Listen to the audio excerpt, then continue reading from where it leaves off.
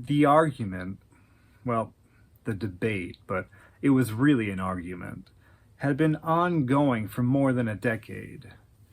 But it finally exploded 2 LFs ago. For years, some of the others in the collective said that we need to update the spider's power source. The solar panels were more than a century old, and it admittedly became cumbersome to continually fix them. Nearly every time that we made a new LF, the solar panel system needed to be fixed. But that wasn't so terrible. What mattered more, in the end, was that the power source simply couldn't be sustained anymore throughout the entire making of a new LF. So the vessels wouldn't be completed, or they would be completed, but the stoppages had made them something else, something that my great-great-grandmother, my Gigi, had never intended. At first, some of the women argued that the new LFs couldn't be considered Gigi's own work.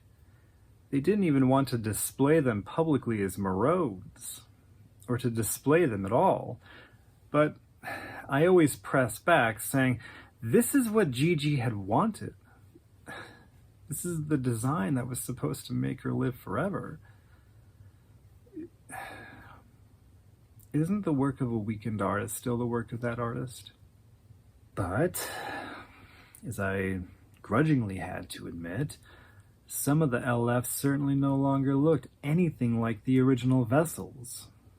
So, many of the women argued for replacing the solar panels with an entirely new power source, even a nuclear fission generator. I persisted, saying maybe the books of codes were just evolving. Who is to say that Gigi and Susan Elcom hadn't intended for the LFs to appear this way? It was difficult to argue, however, when the spider completely failed to operate last season. So I had to give in. I had to pull the plug on Gigi.